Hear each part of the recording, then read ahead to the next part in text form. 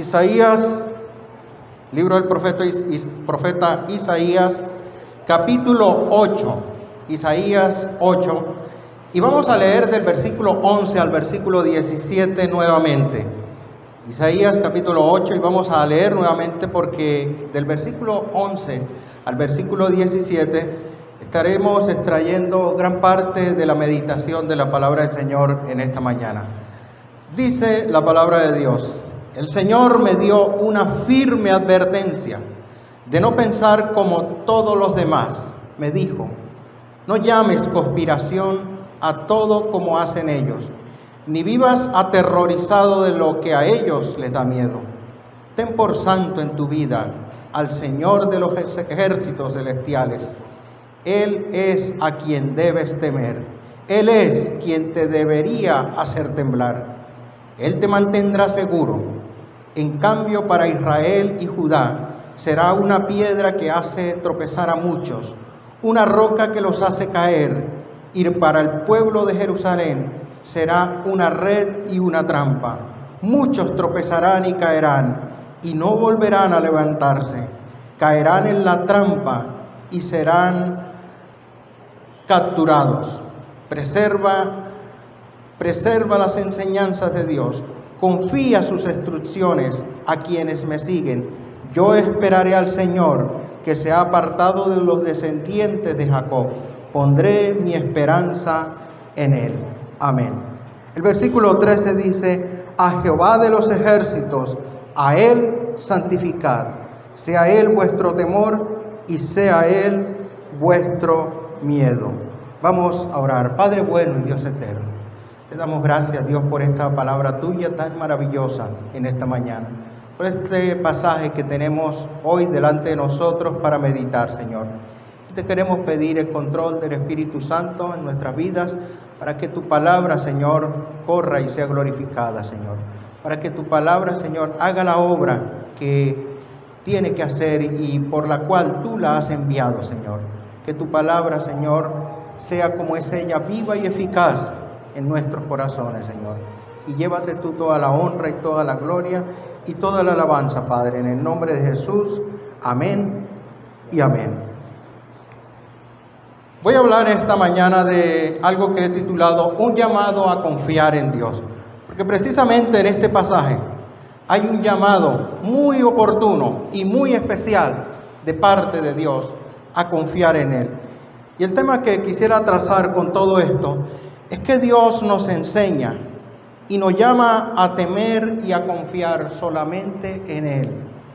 El versículo 11 dice: el Señor me dio una firme advertencia de no pensar como todos los demás, y me dijo: no llames conspiración como hacen ellos, ni vivas aterrorizado de lo que a ellos les da miedo.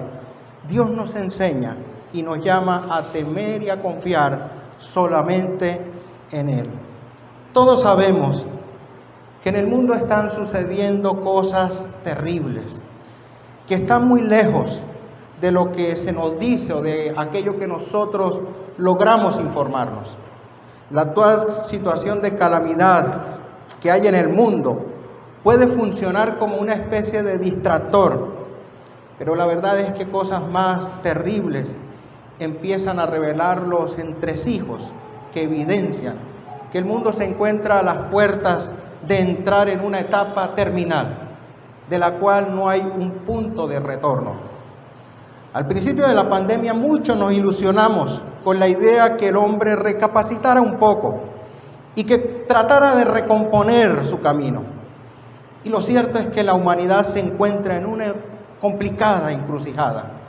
Y parece ser que la ruta que están tomando en medio de la confusión y la desesperación es la ruta equivocada. El año inmediatamente anterior, la primera causa de muerte en el mundo en medio del pico de la pandemia no fue el virus, fue el aborto. Pues muchos países han adelantado la legalización de este tipo de asesinato. Obviamente esto no va a aparecer en ningún medio informativo y ninguna organización o entidad tiene con exactitud las cifras, por ser prácticamente incontables. Y Las víctimas se cuentan por millones, pero nadie es capaz de dar una cifra exacta. Por otro lado, encontramos que la violencia ha aumentado de forma exponencial en todas las ciudades y los países del mundo. La delincuencia, la inseguridad se han adueñado de las calles, de los campos, y los corruptos han encontrado y descubierto nuevas formas de enriquecer su patrimonio a través de la desdicha, la necesidad y la tragedia de los más débiles. Pero lo peor de todo es la indiferencia descarada que el hombre muestra hacia Dios. Y este es un momento crucial en la historia de la iglesia. Es un momento que si nosotros tuviéramos como cristianos la oportunidad de viajar al futuro y ver lo que pasará después, valoraríamos más y nos acercaríamos con temor y temblor al Señor. Pero como cristianos no necesitamos viajar al futuro, porque el que es el principio y el fin, el alfa y la omega, el que maneja los tiempos y las edades, lo ha dejado todo claro en las Sagradas Escrituras. Ha usado a los profetas y por ellos y por medio de su Hijo nos ha hablado y nos ha declarado que todo lo que estamos viviendo hoy es producto de la misma maldad y producto también de lo que Dios anunció que sería el mundo. Es por eso que el mensaje de Isaías es tan oportuno para todos nosotros en este tiempo.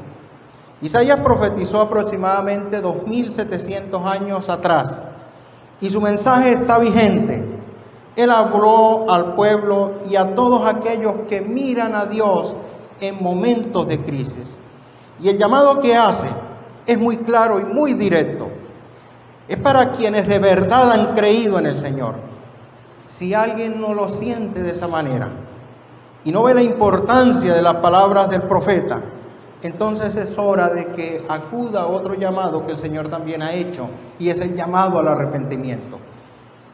Y lo que quiero decir es que las palabras de Isaías en el pasaje que meditaremos a continuación están dirigidas hoy a todos los creyentes, sin excepción.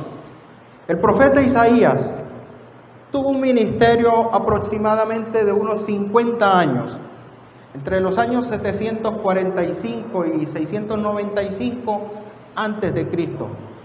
Y según la tradición rabínica, Isaías era sobrino del rey Amasías de Judá y primo de Usías, es decir, que era de sangre real y un hombre de palacio. Es de los profetas más queridos hasta nuestros días en Israel, porque habló con la verdad al pueblo y siempre caminó con Dios. Lideró la defensa de Jerusalén cuando Senaquerib, rey de Siria, quiso tomar la ciudad y la atacó. Y según también la tradición, murió a manos del rey Manasés por oponerse a algunos decretos de este reinado que incitaban al pueblo a la práctica de la idolatría. Y a través del profeta, de este profeta, Dios quiere advertir al pueblo de su castigo. Y Dios quiere también advertir y dar a conocer un instrumento que Él tiene de juicio contra Siria, vecino de Israel, y contra Israel, es decir, los asirios, que finalmente, y en cumplimiento de esta profecía, tomaron el territorio de Israel en el año 722 antes de Cristo. Es decir, que gran parte de esta profecía fue cumplida. Por eso Isaías capítulo 8, vamos a Isaías 8, versículo 1.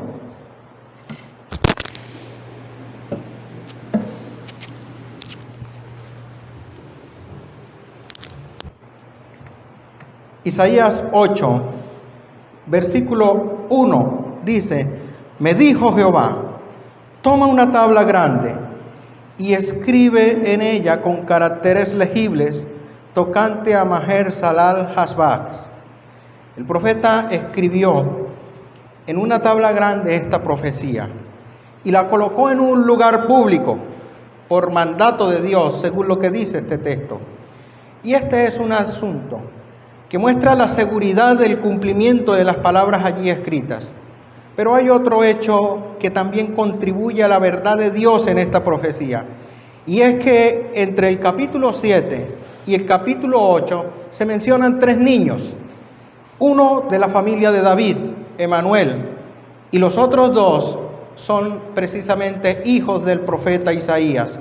Sus nombres son un mensaje directo al pueblo. Emanuel significa Dios con nosotros.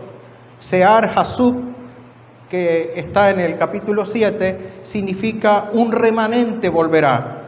Y este que aparece allí en el versículo 1, Maher Salat Hasbaz, que significa el despojo se apresura. De este último, ese es del que hace referencia allí en el capítulo 8, para anunciar los asirios sobre el territorio de Israel como instrumento de juicio de Dios. Pero también con estos 3 nombres, Dios está anunciando el cautiverio venidero, la presencia de Dios en medio de todo y el futuro glorioso de la nación a través del Mesías. Y todo esto para llevar al pueblo a esperar y descansar, a confiar solamente en Dios. Que si bien Dios ejecutaría sus juicios, su mano estaría con ellos para socorrerlos, para brindarles su protección. Por eso el llamado que hace a partir del versículo 11 es lo que vamos a meditar esta mañana. Este es un llamado a confiar en Dios, a pesar del panorama de tinieblas que se aproxima. Y aquí lo oportuno de este mensaje para nosotros, porque si bien lo que estamos viviendo en el mundo nos llena de un poco de terror y lo sentimos como algo oscuro y bastante tenebroso, imagínese cómo se va a ir colocando el mundo de aquí en adelante. Esto es un camino sin retorno. Por eso, aprovechando que hay niños, que hay jóvenes acá, el único camino es correr a los pies de Cristo. El único camino es enseñar a nuestros hijos a amar al Señor, porque el mundo se va a poner cada vez peor. Todo creyente debe saber que Dios ejecutará lo que ha sentenciado en su palabra, pero al mismo tiempo a sus hijos, a su pueblo, Dios los guardará. De manera que este llamado a confiar en Dios implica 3 cosas que vamos a detallar a partir del versículo 11. Y la primera de ellas, versículo 11, es que el llamado implica no vivir temiendo las intrigas y la maldad del mundo. El llamado implica no vivir temiendo las intrigas y la maldad del mundo. Isaías 8, 11 al 12 dice: porque Jehová me dijo de esta manera, con mano fuerte, y me enseñó que no caminase por el camino de este pueblo, diciendo: no llaméis conspiración a todas las cosas que este pueblo llama conspiración, ni temáis lo que ellos temen, ni tengáis miedo. Este es un llamado a la valentía. En medio de lo difícil que pueda estar el mundo, los cristianos debemos ser quienes estemos más tranquilos, más confiados y afrontar las cosas con mayor valor. La idea que dice allí en el primer versículo de una enseñanza con mano fuerte, es que al mismo tiempo es una advertencia firme de parte de Dios. La enseñanza con mano fuerte es una advertencia también firme, una enseñanza que debe estar presente en toda nuestra mente, al punto que ninguna otra cosa que suceda cambie nuestro modo de pensar. Es decir, una enseñanza con mano firme, una enseñanza con mano fuerte, que quede impregnada en nuestra mente, de manera que pase lo que pase, póngase como se ponga el mundo, usted nada lo hará cambiar de lo que Dios ha puesto en su mente y en su corazón. Ni siquiera la maldad y la injusticia que observamos a nuestro alrededor. Es decir, que como creyentes debemos tener el valor suficiente para ver y soportar cualquier cosa que venga de este mundo, pues nada debe sorprendernos ni asustarnos. El versículo 12 dice: no llaméis conspiración a todas las cosas que este pueblo llama conspiración, ni temáis lo que ellos temen, ni tengáis miedo. El término conspiración que aparece acá significa literalmente alianza maligna o acuerdo maligno. Y esta palabra se hizo muy común oírla en distintos medios en estos tiempos. Y para hacer un poco de pedagogía en el asunto, es necesario señalar que no se puede confundir, como generalmente se ocurre, el término conspiración con el concepto de teoría conspirativa. Porque de hecho este último asunto, las teorías conspirativas, es el asunto más tratado durante estos días, donde se habla de lo oculto detrás de todo lo que está sucediendo. Y las conspiraciones son acuerdos secretos que se hacen entre partes en contra de algo o de alguien, especialmente contra lo legalmente establecido. Y este es un tema bastante antiguo, porque recordemos que el mismo Satanás realizó un acto de conspiración al rebelarse en el cielo contra Dios. Y generalmente en los reinos y países surgen esos levantamientos en contra del Estado, donde algunas fuerzas conspiran para intentar gobernar. Y una teoría conspirativa es una teoría que intenta explicar de forma extraoficial algún acontecimiento de gran importancia para la humanidad. En el caso, para tener un ejemplo, cuando cayeron las Torres Gemelas, sale una versión oficial que es la que todos los medios conocen, pero por ahí salen una serie de versiones, y quizás algunas absurdas, quizás algunas de pronto un poco creíbles, y a todo eso se le llama teorías conspirativas. Y se suele pensar que todo aquello que es teoría conspirativa es malo. Pero déjenme recordarles una cosa. Dentro de esas teorías conspirativas está considerada también el anuncio de un anticristo y el fin del mundo. Es decir, para quienes califican teorías conspirativas, lo que nosotros creemos como la aparición del anticristo y la venida de Cristo y el fin del mundo, para muchos es también considerado como una especie de teoría conspirativa. De modo que desde lo oficial se intenta a veces entonces calificar todo aquello que no salga de ellos como una teoría conspirativa. Y lo cierto es que ni lo oficial ni lo que circula extraoficialmente tiene absolutamente la verdad. Aunque estoy convencido, y no me pregunten por qué, que se miente más desde la supuesta oficialidad. Y como decía el extinto Facundo Cabral, estoy feliz de estar loco y de no pertenecer al mundo de los cuerdos, que estafan desde los bancos, que mienten desde los templos y que roban y matan en el nombre de la patria. Ahora, todo esto lo que hace es que confunde a las personas y trae incertidumbre y temores. Por eso la advertencia del Señor: no llaméis conspiración a todas las cosas que este pueblo llama conspiración, ni temáis lo que ellos temen, ni tengáis miedo. No tengamos miedo a toda esa suerte de intrigas malignas en las que se mueve el mundo. Tampoco caigamos en ellas, ni mucho menos seamos partícipes de las obras de las tinieblas. Amados hermanos, no tengan miedo a todo aquello que se dice y que se ve en las noticias. No tengan miedo a los hombres, que como dijo nuestro Señor, pueden matar solamente el cuerpo, que es lo máximo que pueden hacer.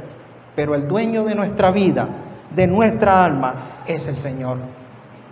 Si estamos en manos de Dios, póngase como se ponga el mundo, de Dios somos y a Él iremos.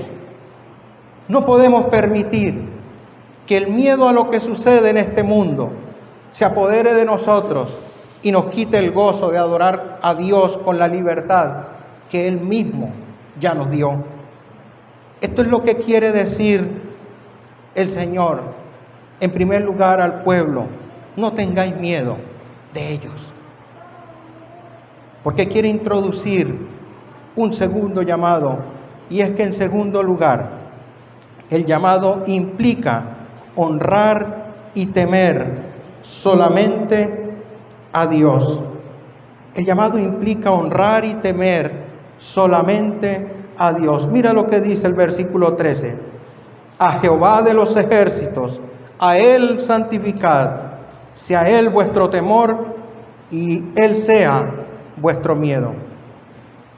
Venía citando en paráfrasis las palabras de nuestro Señor Jesucristo cuando dijo, y ya si lo hago literalmente, en Mateo capítulo 10, versículo 28, el Señor dijo, y no temáis a los que matan el cuerpo, mas el alma no pueden matar.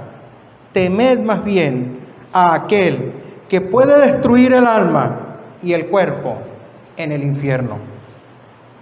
Generalmente, los hombres sentimos temor de los hombres malos. Nos asustan sus acciones. Y de verdad, que como dijo cierto político a otro, doctor, en los profundos abismos de su alma espantan. Hay hombres cuya maldad atemoriza hasta el más valiente. De hecho, se acostumbra entre criminales agregar a la violencia cierta dosis de cinismo y de una ternura disfrazada que los hace ver más malos e impredecibles. Pero Dios quiere advertirnos de todo eso y que de verdad y con sensatez fijemos nuestra mirada solamente en aquel que tiene la potestad exclusiva y por derecho de creador sobre el cuerpo y sobre el alma. Pero que además de lo que indica este texto, es que esa autoridad también la tiene para decidir sobre el destino eterno de los hombres. A ese es el al que hay que temer, de verdad. A Jehová de los ejércitos. Esta expresión no está como un adorno, se encuentra para recordarnos el dominio de Dios, el control que Él tiene de todo el universo y todo cuanto existe. Entonces resulta ilógico que los hombres se cuiden de ofender a otros hombres, pero no tengan el menor cuidado de ofender a Dios. O aquellos que actúan tratando de ocultarse de los ojos humanos y no se cuidan de cometer cualquier tipo de locuras delante de aquel que todo lo ve. Isaías 8:13 dice muy claro, a Jehová de los ejércitos, a Él santificad, sea Él vuestro temor y Él sea vuestro miedo. A Él santificad. Solamente a Dios debemos honra.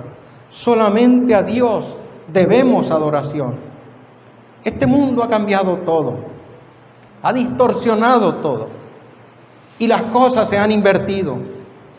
Este mismo profeta Isaías, en un pasaje anterior, en Isaías capítulo 5, si usted quiere ir un poco allí, en Isaías capítulo 5, a partir del versículo 8 de Isaías 5, este mismo profeta habla de unos ayes. Ay, dice el profeta a partir del versículo 8. En ese pasaje, ay, con H, 7 ayes, sin H. Ahí usted lo está viendo, por ejemplo, el versículo 8 del capítulo 5. Se encuentran allí esos ayes como una especie de lamento por la maldad de los hombres. Y el cuarto ay es muy contundente en el versículo 20, porque dice, ay de los que a lo malo dicen bueno y a lo bueno malo, porque hacen de la luz tinieblas y de las tinieblas luz, que ponen lo amargo por lo dulce y lo dulce por amargo. Y de verdad, hermanos, es que esta generación es la más patética de todas, porque se están imponiendo una serie de ideologías y conceptos de los cuales resulta demasiado para ellos llamarlos líneas de pensamiento, porque invierten todo y cumplen a la perfección con este texto. Es delito en algunos lugares hacer cualquier daño a la naturaleza, por mínimo que sea. Pero en ese mismo lugar, o en ese mismo estado, o en esa misma nación, está permitido matar a un niño en el vientre de su madre. Eso sí es legal. Y entonces esta sociedad también llama ridículos y fanáticos a quienes somos seguidores de Cristo. Y en otros lugares hasta se penaliza. Pero ser fans de un jugador de fútbol, idolatrarlo o copiar los estereotipos que se proyectan a través de los medios de comunicación, de cantantes, de artistas, o lo peor aún, los famosos influencers, cuyas tonterías que hacen y quienes lo siguen son solo el reflejo que como especie estamos muy mal. Eso sí es estar a la modernidad, eso sí es avanzar, eso sí es aceptable, eso sí es muestra de progreso, eso sí es permitido.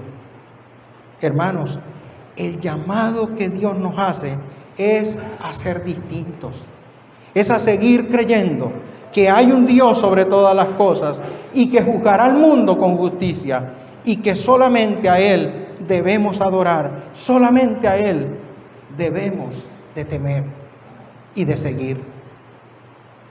Y entonces esto nos lleva a una tercera implicación de este llamado de confiar en Dios. Y en tercer lugar, es que el llamado implica encontrar la seguridad solamente en Dios. El llamado implica encontrar la seguridad solamente en Dios. Vamos nuevamente a Isaías, el versículo 14 del capítulo 8. Entonces Él será por santuario, pero las dos casas de Israel por piedra para tropezar y por tropezadero para caer, y por lazo y por rey al morador de Jerusalén. Dice el versículo 14 en su inicio, entonces Él será por santuario. Otras versiones traducen la palabra santuario como templo.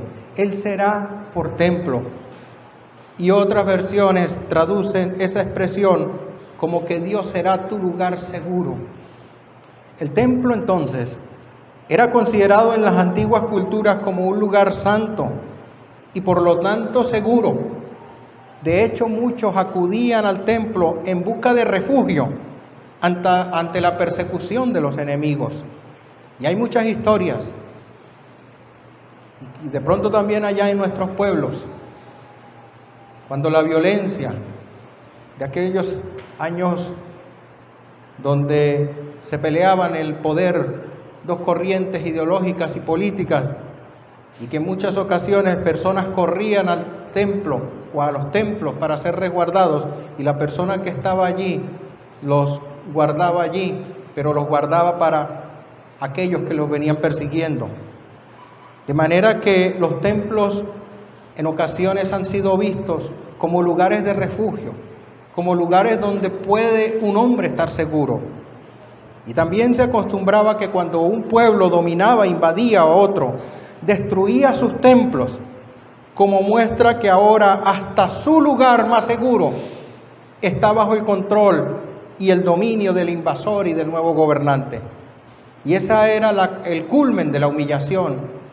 Ese acto era la terminación de la humillación para ese pueblo, que entonces definitivamente quedaba dominado. Entonces las palabras del profeta hacen aquí un tercer llamado a encontrar en Dios el auténtico lugar seguro, que jamás será tomado por nadie. Es Dios la seguridad de aquel que le teme y que confía en Él. No corramos a buscar refugio en cualquier otro lugar. Corramos a buscar refugio en el único que de verdad puede ser nuestro refugio y nuestro escondite, Dios de los ejércitos. Como dice el himno, mi escondedero y mi refugio eres tú, bendito Jehová. Por eso el versículo 14 contiene una advertencia y también un contraste con esta seguridad.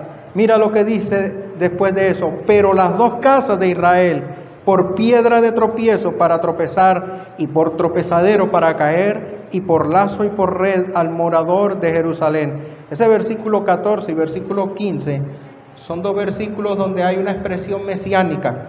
Esa piedra de tropiezo y ese tropezadero que es el Señor se está refiriendo a un anuncio del Mesías, de Cristo. Pero se está dirigiendo el Señor a toda la nación. Cuando dice las dos casas, generalmente haciendo alusión a los dos reinos, a los cuales más adelante el mismo Isaías llama Judá y Efraín en el capítulo 11, capítulo 12. El mismo profeta lo llama las dos casas, Judá y Efraín, es decir, los dos reinos, es decir, los dos reinos de la división, Judá e Israel. Aquellos que se apartaron en medio de una disputa absurda, olvidando que había un solo Dios y que había una única promesa, unas únicas promesas para todos. Y esto nos sirve de lección a nosotros también, porque nuestras diferencias entre hermanos no pueden ser tan grandes que nos olvidemos de adorar al Señor, al único Dios, en espíritu y en verdad. El versículo 15 dice: y muchos tropezarán entre ellos y caerán, y serán quebrantados, y se enredarán, y serán apresados. Esas disputas y esa necedad les hizo tropezar, les hizo caer. Amada iglesia del Señor, coloque su confianza en Dios. No te distraigas en disputas y contiendas necias. Asegúrate más bien de estar en su santo temor y caminar bajo la compañía de su presencia. El verso 16 dice: ata el testimonio, sella la ley entre mis discípulos.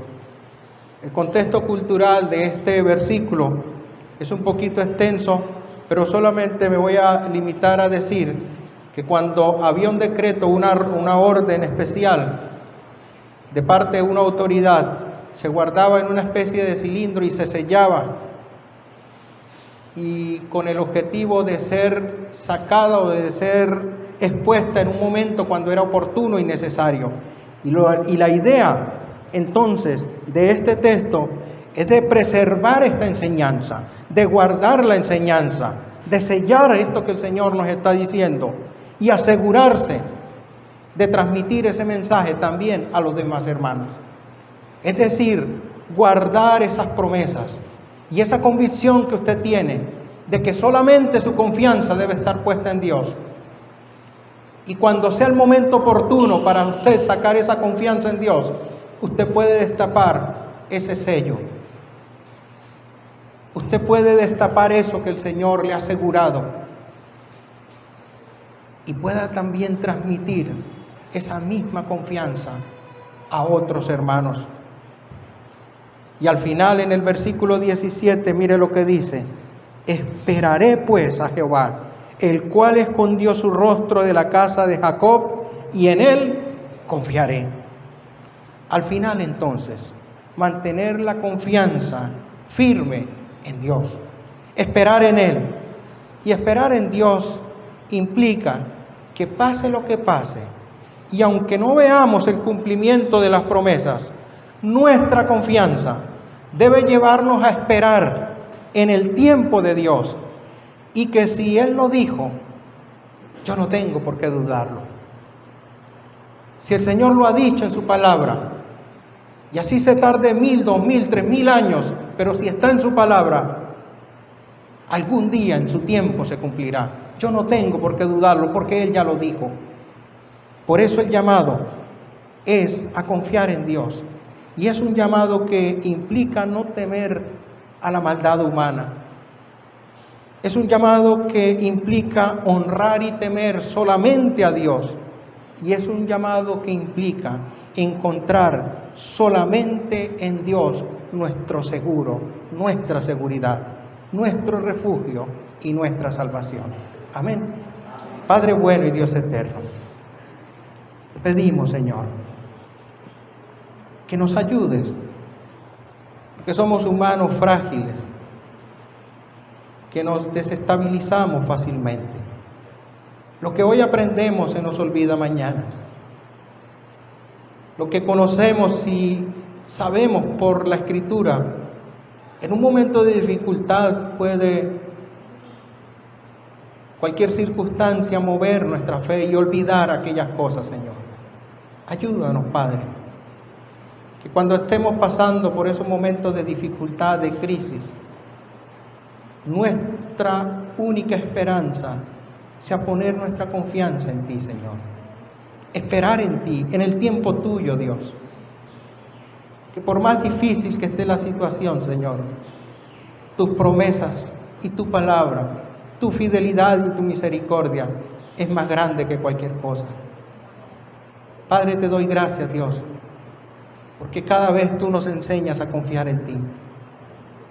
Pedimos, Señor, para que nos ayudes a cada instante a poder transmitir, Señor, esta esperanza y esta confianza a esas nuevas generaciones que se levantan al lado nuestro. Porque de verdad que dentro de un par de años van a necesitar ellos mucho de su fe, de tu palabra, y van a necesitar mucho de ti, Señor, para afrontar todos los retos y toda la maldad que en el mundo se cocina. Padre, todo lo tienes tú bajo control. Y te rogamos, Señor, por los jóvenes, por los niños, para que tú, Señor, desde temprana edad los llames a comunión contigo y ellos puedan, Señor, servirte y adorarte y estar preparados para poder responder, Señor, a todos aquellos desafíos de la vida. Guárdale, Señor, y guárdanos a nosotros también ahora, en el nombre de Jesús. Amén y amén.